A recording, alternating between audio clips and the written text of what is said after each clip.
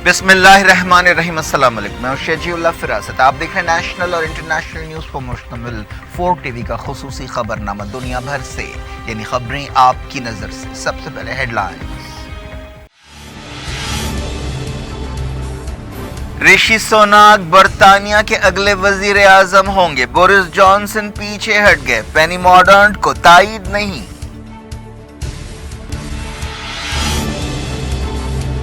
Indian माँ बाप के बेटे ऋषि सुनाक तारीख बनाएंगे, कहा मईशत को दुरुस्त करूंगा, पार्टी को मुत्तहिद करूंगा।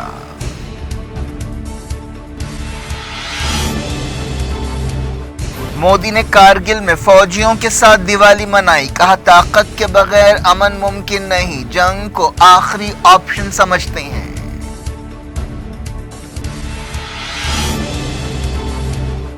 ईरान ने 10 इस्राएली एजेंट्स को गिरफ्तार कर लिया, कहा सऊदी अरब, इसराइल और अमेरिका ने फसादात की मंसूबाबंदी की।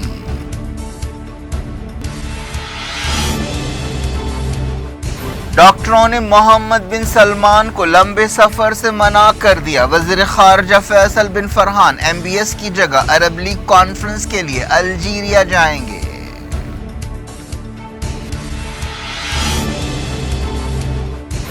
लेबनान की पार्लियामेंट एक बार फिर सदर को चुनने में नाकाम, स्पीकर ने जुमेरात को दोबारा सेशन बुलाया।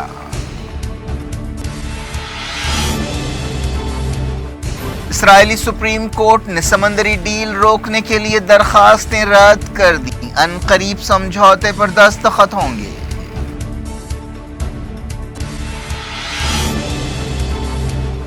पाकिस्तान के सीनियर जर्नलिस्ट अरशद शरीफ को कीनिया में गोली मार दी गई, पुलिस ने कहा गलत शनाख्त का मामला है।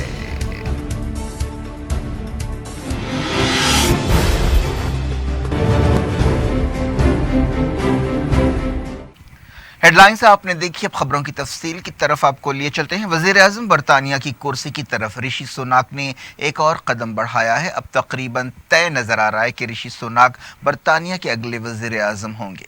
बोरिस जॉनसन ने एक हैरान करने वाले कदम में अपनी उम्मीदवारी वापस ले ली। दूसरी दावेदार पेनी मॉर्डर्न को दरकार तायद नहीं मिल रही है। इस तरह हर गुजरते लम्हे के साथ ये बात यकीनी होती जा रही है कि ऋषि सुनाक लिज ट्रुस के जानशीन होंगे। लिज ट्रुस ने हाल ही में अपनी मौशी पॉलिसियों पर नाराजगियों के दरमियान सख्त दबाव में वजीर आजम की हैसियत से इस्तीफा दे दिया था। इंडियन माँ बाप के बेटे ऋषि सुनाक ने कहा कि वो मईशत को दुरुस्त करना चाहते हैं, पार्टी को मुत्तहिद करना चाहते हैं और मुल्क के लिए कुछ करना चाहते हैं। ऋषि सुनाक बरतानिया के चांसलर रह चुके हैं।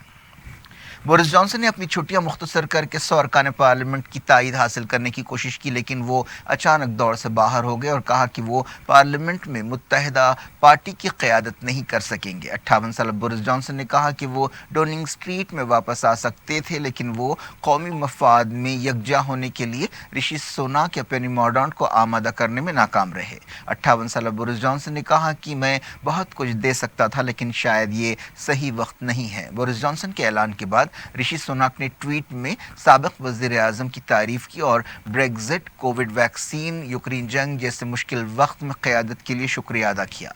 ऋषि सुनाक ने कहा कि वो उम्मीद करते हैं कि बोरिस जॉनसन आवामी ज़िंदगी में ताउन देते रहेंगे।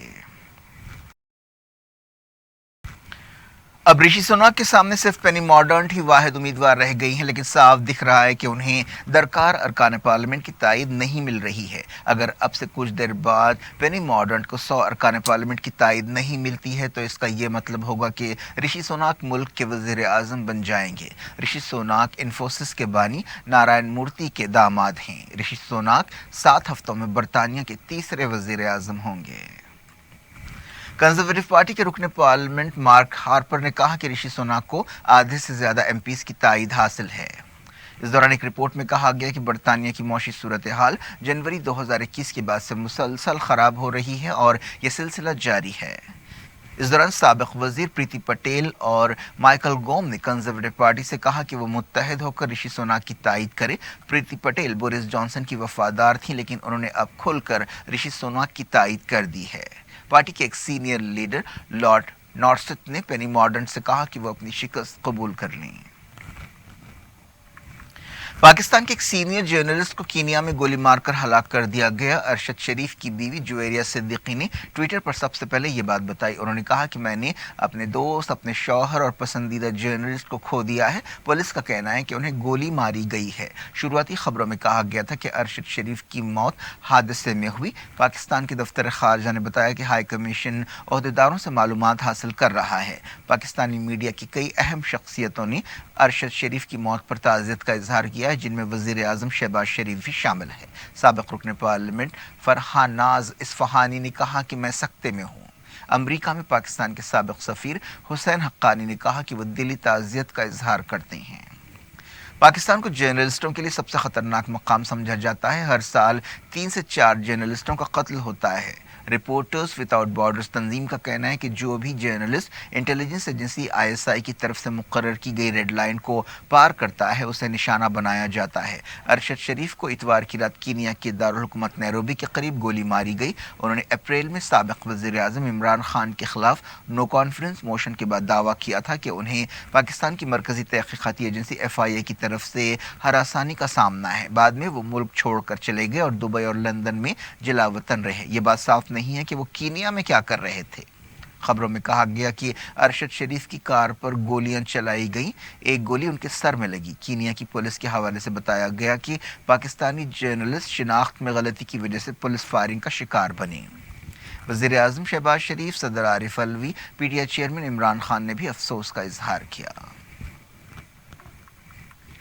لبنان کی پارلیمنٹ ایک بار پھر نئے صدر کو چننے میں ناکام رہی ہے۔ چوتھا موقع ہے جب پارلیمنٹ صدر کو نہیں چن سکی۔ موجودہ صدر میشیل اون کی میعاد اب صرف 1 ہفتہ باقی رہ گئی ہے، جس سے ایک بحران پیدا ہوتا نظر آ رہا ہے۔ مئی کے الیکشنز کے بعد پارلیمنٹ بٹی ہوئی ہے۔ میشیل اون کے جانشین کے لیے اتفاق رائے نہیں ہو رہا ہے۔ 1975 سے 1990 تک چلنے والی خانہ جنگی کے بعد سے صدر کا عہدہ بعض وقت خالی رہا ہے، لیکن اب اگر یہ عہدہ خالی رہا تو بڑا خطرناک ہو سکتا ہے۔ پیر کو پارلیمنٹ نے آزاد رکن پارلیمنٹ میشیل موناک اور اسکالر اسام خلیف کے درمیان ووٹ دینے کا فیصلہ کیا تھا، لیکن ان میں کسی ایک کو تائید حاصل نہیں ہوئی۔ اسپیکر نبیل بیری نے 27 اکتوبر کو اگلا سیشن طلب کیا ہے۔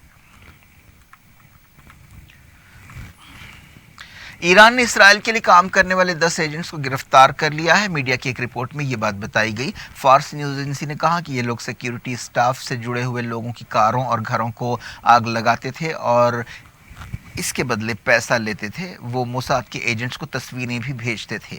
یہ گرفتاریاں ایک ایسے وقت ہوئیں جب ایران میں مہسا امینی کی موت پر بڑے پیمانے پر مظاہرے ہو رہے ہیں اور ایرانیوں نے اس کے لیے امریکہ، اسرائیل اور سعودی عرب کو ذمہ دار ٹھہرایا ہے۔ حالیہ عرصے میں ایرانی عہدیداروں نے ایسے کئی جاسوسی ریکٹس کو بے نقاب کیا ہے۔ ایران کے ایک سینئر کمانڈر نے کہا ہے کہ حالیہ مظاہرے اور بدامنی کی منصوبہ بندی امریکہ، اسرائیل اور سعودی عرب نے کی ہے۔ ریولیوشنری گارڈز کے ریئر ایڈمرل علی رضا تنگسیری نے العالم TV چینل سے بات چیت کرتے ہوئے کہا کہ ہمارے نوجوانوں کو گمراہ کیا گیا اور بدقسمتی سے سعودی عرب نے اسرائیل اور امریکہ کے ساتھ مل کر کام کیا۔ ایرانی وزارت خارجہ کے ترجمان نے کہا کہ تہران یورپی پابندیوں کے خلاف جوابی کارروائی کرے گا۔ وزارت خارجہ کے ترجمان ناصر کنانی نے کہا کہ امریکیوں نے سیدھے طور پر حالیہ فسادات میں اپنا کردار ادا کیا ہے اور اس کی غلط پالیسیوں کے کوئی نتیجے نہیں نکلیں گے۔ سعودی عرب کے وزیر خارجہ فیصل بن فرحان عرب لیگ کی آنے والی چھوٹی کانفرنس میں کراؤن پرنس محمد بن سلمان کی جگہ حصہ لیں گے۔ محمد بن سلمان کو ڈاکٹرز نے مشورہ دیا ہے کہ وہ زیادہ لمبا سفر نہ کریں۔ ایک رپورٹ میں کہا گیا ہے کہ شاہی خاندان کے ڈاکٹرز کی ٹیم نے سفارش کی ہے کہ کراؤن پرنس کو لمبی دوری کی فلائٹ سے بچنا چاہیے، جس کی وجہ ان کے کان پر ہوا کے پریشر کا اثر ہے۔ کراؤن پرنس نے الجیریا کے صدر عبدالماجد متون سے ٹیلی فون پر بات چیت کرتے ہوئے معافی مانگی کہ وہ 1 اور 2 نومبر کو ہونے والے سمٹ میں حصہ نہیں لے سکیں گے۔ یہ کووڈ-19 کی وبا کے بعد پہلی عرب لیگ چھوٹی کانفرنس تھی جو شخصی طور پر ہو رہی تھی۔ عرب لیگ 1945 میں قائم کی گئی تھی اور اس کے 22 رکن ہیں۔ محمد بن سلمان عملاً سعودی عرب کے بادشاہ ہیں اور لمبے عرصے سے وہ سعودی عرب کے معاملات چلا رہے ہیں۔ یہ کانفرنس 1 اور 2 نومبر کو ہوگی۔ یمن کی حوثی حکومت کے وزیر اعظم نے جنگ کو طول دینے کے لیے سعودی اتحاد کی مذمت کی ہے۔ عبدالعزیز بن مستور نے ریڈ کراس کے ایک عہدیدار سے صنعاء میں ملاقات کرتے ہوئے یہ بات کہی اور انہوں نے کہا کہ سعودی عرب اور اس کے اتحادی اپنے مالی اور سفارتی اور میڈیا کے وسائل کا استعمال یمن کی دولت کو لوٹنے کے لیے کر رہے ہیں۔ حال ہی میں یمن کے حوثیوں نے وارننگ کے طور پر ایک آئل ٹینکر پر حملہ کیا تھا اور کہا تھا کہ سعودی عرب اور اتحادیوں کو یمن کی دولت چرانے سے باز آ جانا چاہیے۔ سعودی عرب نے فلسطینی ریفیوجیوں کے لیے عالمی ادارے کے ذریعے $27 ملین دینے کا اعلان کیا ہے۔ اس سلسلے میں جارڈن میں سعودی عرب کے سفیر اور یونائیٹڈ نیشنز کے نمائندے کے درمیان ایک سمجھوتے پر دستخط ہوئے۔ ایران نے کہا ہے کہ امریکہ نیوکلیئر ڈیل بحال کرنے کے لیے سیاسی عزم نہیں رکھتا۔ ایرانی وزارت خارجہ کے ترجمان نے یہ بات بتائی۔ ناصر کنانی نے نیوز کانفرنس سے خطاب کرتے ہوئے کہا کہ ہم بات چیت برائے بات چیت میں یقین نہیں رکھتے۔ ایران 2015 کی نیوکلیئر ڈیل بحال کرنے کے لیے تیار ہے، لیکن ایسا معلوم ہوتا ہے کہ واشنگٹن میں ایسا کرنے کے لیے سیاسی عزم نہیں ہے۔ اسرائیلی سپریم کورٹ نے ایک درخواست رد کر دی ہے جس میں کہا گیا تھا کہ لبنان سے سمندروں کی سرحد کے بارے میں ڈیل سے رک جانا چاہیے۔ 3 کٹر یہودی گروپس اور کارکنوں کی درخواستوں کو رد کر دیا گیا۔ ان درخواستوں میں کہا گیا تھا کہ حکومت کو 1 نومبر کے الیکشن سے پہلے یہ ڈیل نہیں کرنی چاہیے اور اس کے لیے پارلیمنٹ سے منظوری حاصل کرنی چاہیے۔ اس فیصلے کا یہ مطلب ہے کہ 1 ہفتے کے اندر اس سمجھوتے پر دستخط ہو سکتے ہیں۔ وزیر دفاع بینی گینٹس نے عدالت کے فیصلے پر خوشی کا اظہار کیا۔ 11 اکتوبر کو اسرائیل اور لبنان نے اس تاریخی سمجھوتے سے اتفاق کیا تھا۔ سیریا کے دارالحکومت دمشق میں دھماکوں کی آوازیں سنائی دیں۔ اس بارے میں زیادہ تفصیل نہیں بتائی گئی۔ شروعاتی خبروں میں کہا گیا کہ دمشق کے آسمان پر دھماکوں کی آوازیں سنائی دیں۔ دھماکوں کی وجہ ٹھوس طور پر معلوم نہیں ہو سکی۔ اسرائیل نے حالیہ عرصے میں دمشق میں کئی مرتبہ ہوائی حملے کیے ہیں۔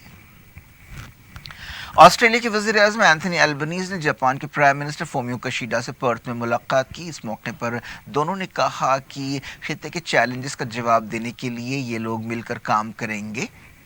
فومیو کشیڈا نے کہا کہ جاپان اپنی فوجی صلاحیتیں بڑھائے گا اور جوابی حملوں کی صلاحیت پیدا کرے گا۔ یہ بات ایک ایسے وقت کہی گئی ہے جب خطے میں چائنا کی سرگرمیوں پر جاپان، آسٹریلیا، امریکہ اور انڈیا جیسے ملکوں کو تشویش ہے۔ لوٹتے ہیں انڈیا۔ وزیر اعظم نریندر مودی نے کارگل میں فوجیوں سے ملاقات کی اور کہا کہ طاقت کے بغیر امن ناممکن ہے۔ انہوں نے کہا کہ حکومت جنگ کو آخری آپشن سمجھتی ہے۔ وزیر اعظم نے کارگل میں تعینات سپاہیوں کے ساتھ دیوالی منائی اور انہوں نے کہا کہ ہم نے جنگ کو آخری آپشن سمجھا ہے۔ چاہے لنکا میں ہو یا کروکشیتر میں جنگ کو روکنے کی ہر ممکن کوشش کی گئی ہے۔ ہم عالمی امن کے حامی رہے ہیں۔ وزیر اعظم نے سپاہیوں کو اپنا پریوار قرار دیا اور کہا کہ وہ اس سے بہتر دیوالی نہیں منا سکتے تھے۔ انہوں نے سپاہیوں کی بہادری کی تعریف کی اور کہا کہ کارگل جیت کے بعد سے پاکستان کے ساتھ کوئی جنگ نہیں ہوئی۔ انہوں نے کہا کہ دراس بٹالک اور ٹائیگر ہلز پر سپاہیوں کی بہادری کے جو قصے ہیں اس سے ساری دنیا واقف ہیں اور یہ مقامات ہندوستانی فوجیوں کی بہادری کے گواہ ہیں۔ ہمارے سپاہیوں نے کارگل میں دہشت گردی کو کچل دیا ہے۔ انہوں نے کہا کہ انڈیا کو دنیا بھر میں عزت دی جاتی ہے۔ انہوں نے کہا کہ آپ جب ہماری سرحدوں کی حفاظت کرتے ہیں ہم ہمارے دشمنوں کے خلاف سخت موقف اختیار کرتے ہیں۔ اگر ہمیں چیلنج کیا گیا تو ہماری فوجیں جانتی ہیں کہ کس طرح دشمن کو اس کی زبان میں جواب دیا جائے۔ 2014 میں وزیر اعظم بننے کے بعد سے مودی دیوالی فوجیوں کے ساتھ مناتے رہے ہیں۔ وزیر اعظم نے کہا کہ ملک نے اپنی سرحدوں کی حفاظت کی ہے اور معیشت کو مضبوط بنایا ہے۔ پچھلے 7-8 برسوں میں انڈیا کی معیشت نے 10ویں مقام سے چھلانگ لگا کر 5ویں پوزیشن حاصل کر لی ہے۔ دیوالی کا تہوار پورے ملک میں جوش و خروش کے ساتھ منایا جا رہا ہے۔ صدر جمہوریہ دروپدی مرمو، نائب صدر جگدیپ دھنکر اور وزیر اعظم نریندر مودی نے دیوالی کے موقع پر عوام کو مبارکباد دی ہے۔ کیرلا کے گورنر عارف محمد خان نے ریاست کے 9 وائس چانسلر سے استعفے کا مطالبہ کرتے ہوئے ایک حکم جاری کیا ہے جس پر ایک بڑا تنازع پیدا ہوا ہے اور یہ معاملہ عدالت چلا گیا ہے۔ وائس چانسلرز نے ان کے اس حکم کو ہائی کورٹ میں چیلنج کیا ہے۔ وائس چانسلرز کو حکمراں کمیونسٹ حکومت نے مقرر کیا تھا۔ ہائی کورٹ نے اس معاملے کی ہنگامی سنوائی کی۔ کئی مہینوں سے گورنر عارف محمد خان اور کمیونسٹ حکومت کے درمیان کشمکش چل رہی ہے۔ اس دوران کیرلا کے چیف منسٹر پنرائی وجین نے کہا کہ عارف محمد خان RSS کی کٹ پتلی بن گئے ہیں۔ انہوں نے گورنر کے تازہ حکم پر تنقید کی۔ کیا کچھ ہو رہا ہے آپ کی دنیا میں؟ آخر میں ہیڈ لائنز دنیا بھر سے ایک بار پھر دیکھتے ہیں۔ رشی سوناک برطانیہ کے اگلے وزیر اعظم ہوں گے، بورس جانسن پیچھے ہٹ گئے، پینی مارڈنٹ کو تائید نہیں۔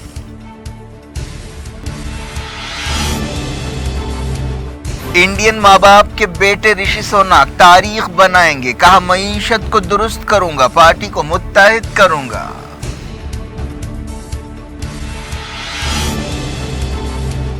مودی نے کارگل میں فوجیوں کے ساتھ دیوالی منائی، کہا طاقت کے بغیر امن ممکن نہیں، جنگ کو آخری آپشن سمجھتے ہیں۔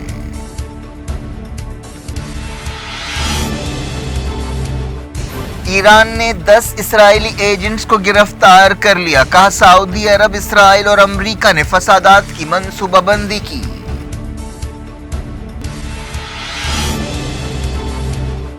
ڈاکٹروں نے محمد بن سلمان کو لمبے سفر سے منع کر دیا، وزیر خارجہ فیصل بن فرحان MBS کی جگہ عرب لیگ کانفرنس کے لیے الجیریا جائیں گے۔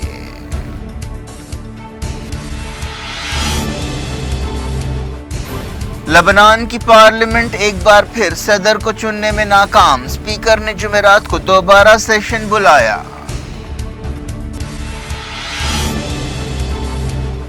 اسرائیلی سپریم کورٹ نے سمندری ڈیل روکنے کے لیے درخواستیں رد کر دیں، عنقریب سمجھوتے پر دستخط ہوں گے۔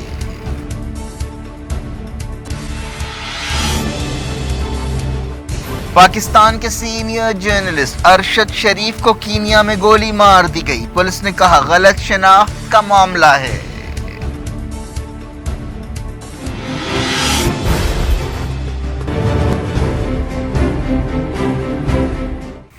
یہ تھی آج کی خبریں، شجی اللہ فراست کو دیں اجازت اور اپنا بے حد خیال رکھیں۔